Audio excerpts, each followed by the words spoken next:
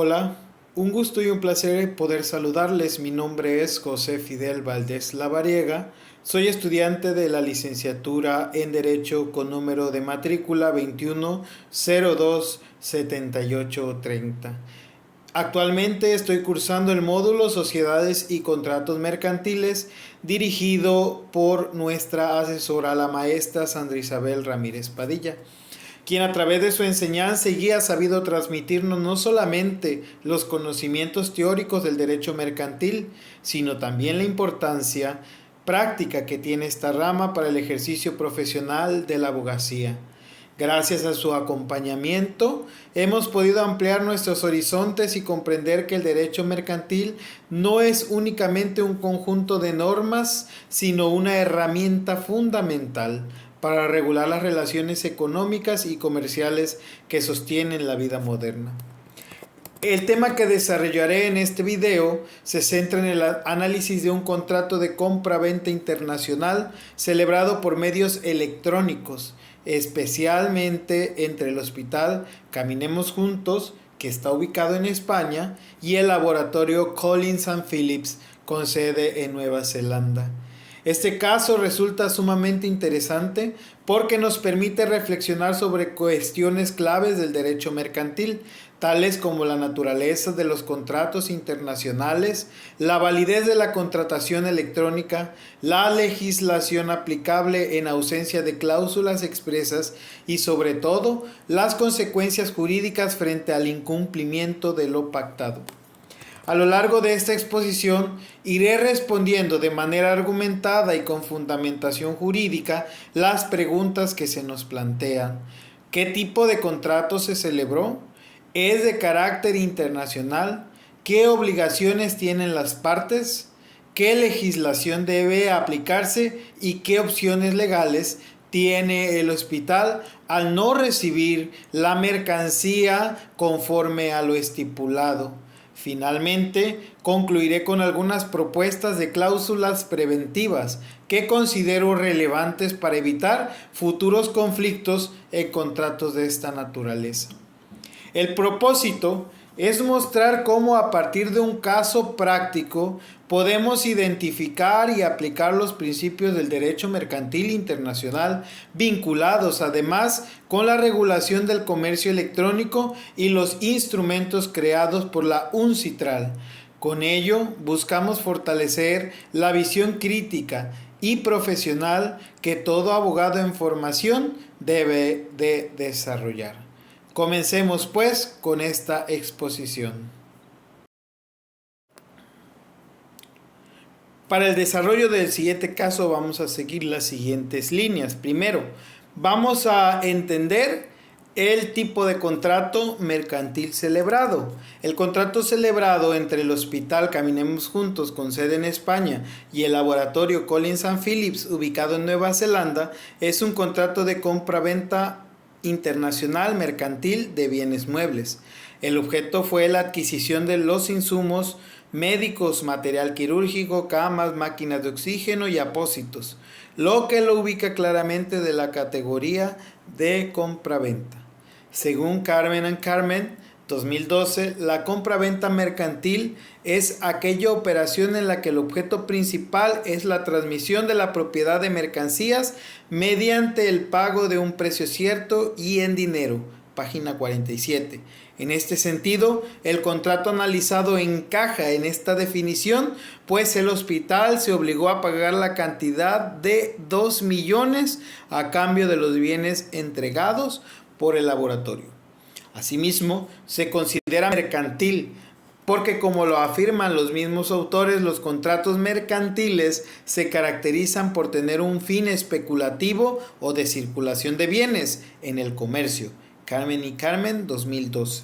En este caso, aunque el hospital no adquiera los bienes con fines de reventa, el carácter empresarial de las partes, así como la magnitud de la operación y la naturaleza comercial de los bienes, permiten ubicarlo dentro del ámbito mercantil.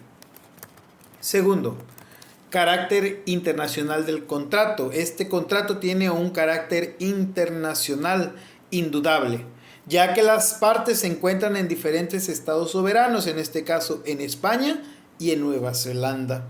Y el objeto del contrato implica la circulación transfronteriza de mercancías. Carmen y Carmen 2012 señalan que el comercio internacional surge precisamente cuando existe un intercambio de bienes o servicios entre sujetos situados en distintos países, generando así la necesidad de normas internacionales que armonicen las relaciones jurídicas. Página 103. Además, este tipo de operaciones se encuentra regulado por la Convención de las Naciones Unidas sobre los contratos de compra-venta internacional de mercaderías, la CISG 1980, adoptada por la Comisión de las Naciones Unidas para el Derecho Mercantil Internacional, UNCITRAL. Esta convención establece principios comunes aplicables a las compraventas internacionales, con el fin de garantizar certeza jurídica y facilitar el comercio entre naciones. Tercero, contrato internacional celebrado por medios electrónicos.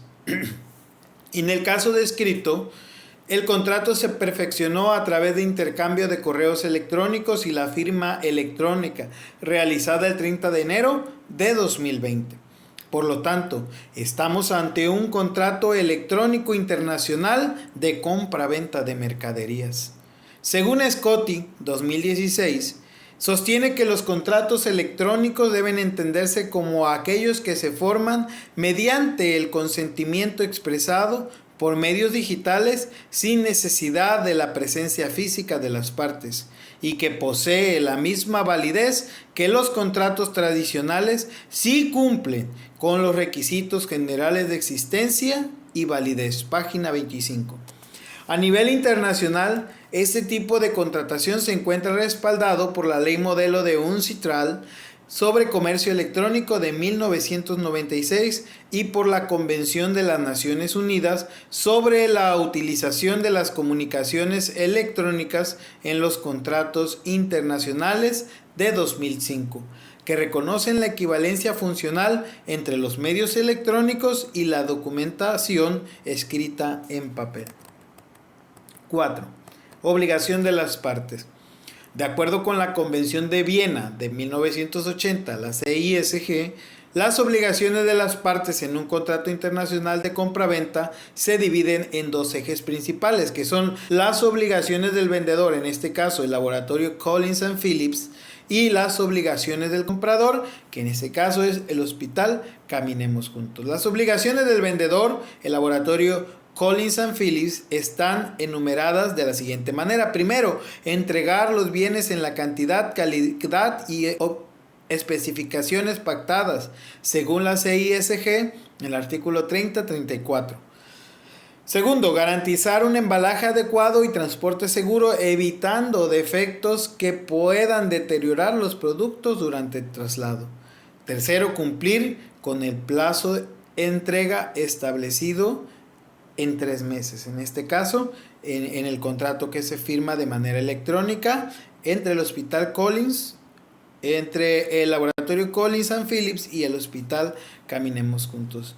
También las obligaciones del comprador, el Hospital Caminemos Juntos, son: primero, efectuar el pago íntegro del precio convenido en el tiempo y forma según la CISG en el artículo 53 y revisar la mercancía al recibirla y notificar cualquier falta de conformidad en un plazo razonable según la CISG en el artículo 39. Como explica Scotty en 2016, en los contratos internacionales la obligación de revisar y notificar defectos oportunamente es esencial para mantener el equilibrio contractual, pues otorga al comprador herramientas jurídicas para reclamar ante el incumplimiento. Lo que dice la doctrina en este sentido. También tenemos el número 5, la legislación aplicable. No hay una cláusula expresa sobre la legislación aplicable. Ciertamente se debe recurrir a las normas del derecho internacional. En este caso, la CISG de 1980 constituye el instrumento jurídico más adecuado, ya que regula la compra-venta internacional de mercaderías y ha sido adoptada ampliamente por los Estados miembros de la ONU, UNCITRAL 2023. Si alguna de las partes no fuera miembro de la CICG o si ésta no se considerara aplicable, se aplicarían entonces las reglas del derecho internacional privado, que generalmente determinan la ley del país del vendedor o la del lugar de cumplimiento del contrato. Esto lo señala la doctrina Carmen y Carmen 2012. Opciones del hospital. ¿Qué opciones tendría el hospital ante este suceso que no se cumplió con lo pactado al 100%? Primero que nada, la entrega no fue conforme a lo pactado. Faltaron 6 camas, se entregaron solo 4 máquinas de oxígeno, además de mercancía distinta a la contratada. Y el hospital entonces contaría con las siguientes opciones jurídicas. Primero, exigir el cumplimiento exacto del contrato, solicitando la reposición o sustitución de los bienes defectuosos o faltantes.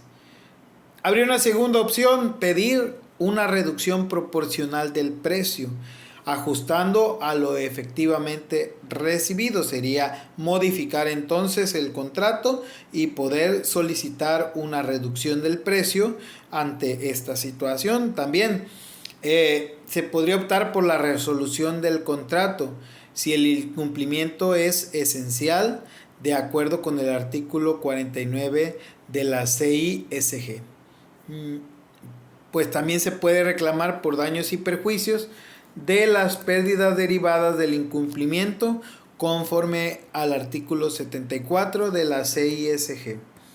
Como señala Carmen y Carmen 2012, la resolución del contrato en el comercio internacional debe reservarse para los casos en que el incumplimiento sea grave y afecte a la finalidad económica del contrato. Procedencia de la cancelación. La resolución del contrato, cancelación, sí puede proceder, pues el incumplimiento afecta de manera sustancial la prestación pactada. La entrega incompleta de las camas y máquinas de oxígeno compromete la utilidad de la operación para el hospital. Sin embargo, también existe la posibilidad de optar por una solución menos drástica, como la exigencia de reposición o reparación, lo cual permitiría preservar la relación contractual.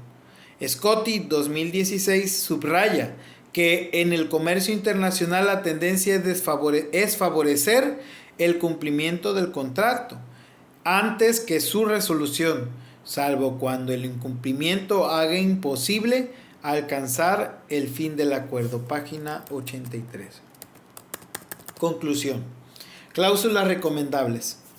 Para prevenir futuros conflictos, se recomienda que contratos de esta naturaleza incluyan las siguientes cláusulas. Primero, una cláusula de calidad y conformidad de la mercancía, especificando de manera técnica las características de los productos.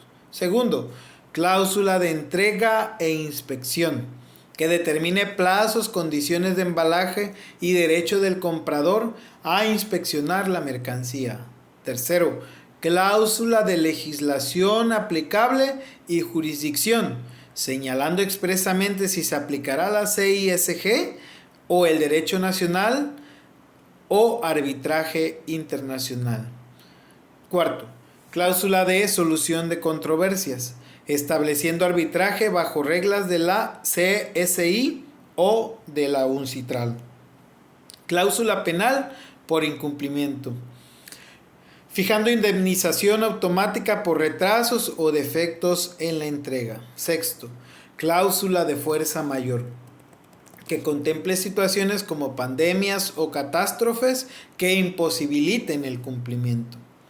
Estas disposiciones, como afirman Scott y 2016, refuerzan la seguridad jurídica y reducen la incertidumbre en los contratos internacionales, además de fomentar la confianza entre las partes contratantes. Página 212. Es así como podemos entender la naturaleza de los contratos internacionales, la naturaleza de los contratos internacionales por medios electrónicos y también todo el engranaje que hay en medio de un contrato de esta naturaleza. Todo esto lo hemos tomado de Carmen y Carmen, página, 2012, Comercio Internacional, que está en la biblioteca de la Universidad Virtual del Estado de Guanajuato, de Scotty L. 2016, Contratos Electrónicos, de editorial Eudeva, también tomado de la biblioteca de la UBEC. La UNCITRAL, la Convención de las Naciones Unidas sobre los contratos de compraventa internacional de mercaderías, y la ley modelo sobre comercio electrónico. Todo esto con el fin de enriquecer nuestro conocimiento y ayudarnos a entender mejor cómo funcionan los contratos y las sociedades mercantiles. Un gusto y un placer saludarlos a todos. Muchas gracias por su atención.